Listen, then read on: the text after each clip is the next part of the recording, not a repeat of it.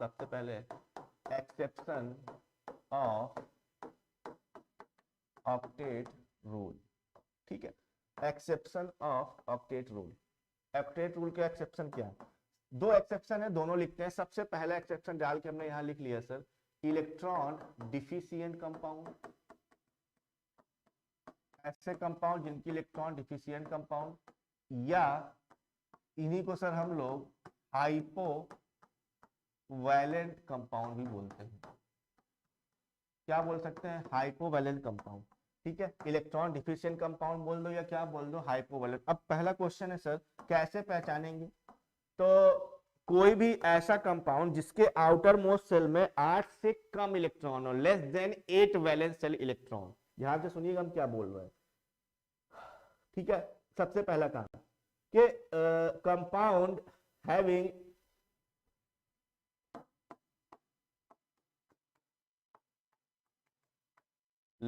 less than 8 electron in its outermost और valence shell. Outermost और valence shell, जिसके outer most shell या valence shell में 8 से कम इलेक्ट्रॉन होते हैं, वो क्या कहलाते हैं? हाइपोवैलेंट या इलेक्ट्रॉन डिफिशिएंट कंपाउंड कहलाते हैं। क्लियर है? आओ यहाँ पर हम लोग एग्जांपल लेते हैं और वैलेंस इलेक्ट्रॉन भी उनके लिखते हुए चलेंगे साथ साथ, और कैलकुलेट करते हैं कि क्या ये हाइपोवैलेंट है कि नहीं है। ठीक है, जैसे सबसे पहले हमने ले लिया यहाँ पर सर बेरिलियम क्लोराइड।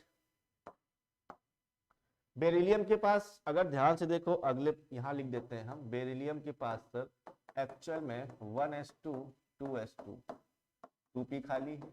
तो आउटर मोस्ट सेल में कितने इलेक्ट्रॉन है सर? 2 इलेक्ट्रॉन है। तो बेरिलियम के आउटर मोस्ट में 2 इलेक्ट्रॉन, 2 इसने बॉन्डिंग की हुई है क्लोरीन के साथ, वो भी आउटर मोस्ट में होंगे, यानी कितने होंगे? 4 इलेक्ट्रॉन। बेरिलियम हाइड्राइड ले लिया, यहाँ पर भी बेरिलियम के पास दो हाइड्रोजन से बॉन्डिंग की हुई है, कितने होंगे? 4, यानी 8 से क्या है? कम इलेक्ट्रॉन पाए जा रहे हैं। वैलेंस सेल में 8 से क्या है सर? कम इलेक्ट्रॉन पाए जा रहे हैं। क्लियर है यहाँ तक? जैसे मान लो अगला एग्जांपल यहाँ पर हमने ले लिया BCl3।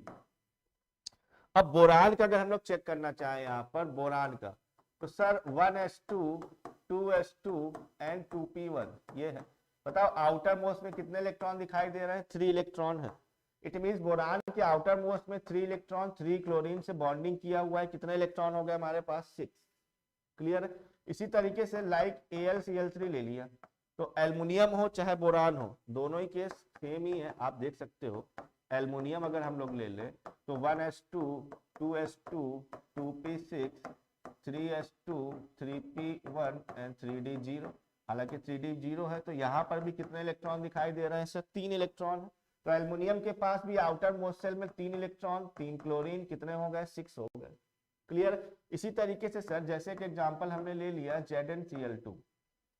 ZnCl2 ले लिया, चलो चेक करते हैं सर। सबसे पहले Zn की बात करें 30, तो 1s2 2s2 2p6 3s2 3p6 3d10 and 4s2। तो आउटर मोस्ट सेल ये रहा।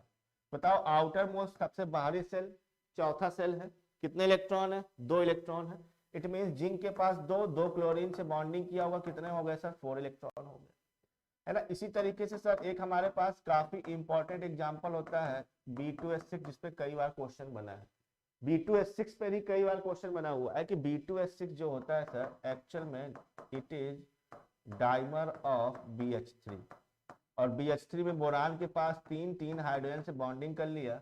ठीक है, तो ये हमारे पास कितने हो गए? 6। तो ये इस तरीके से आइडेंटिफाई करने का तरीका है कि कैसे हम लोग अपने इलेक्ट्रॉन डिफिशिएंट कंपाउंड या हाइपोवैलेंट कंपाउंड को सर पहचानते हैं या आइडेंटिफाई कर रहे होते हैं।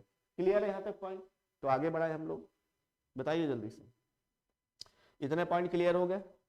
चलिए अब आगे बढ़ते हैं सर। अगला है हमारे पास सर, इसी से मैच करता हुआ, यहाँ इलेक्ट्रॉन डिफिशिएंट है।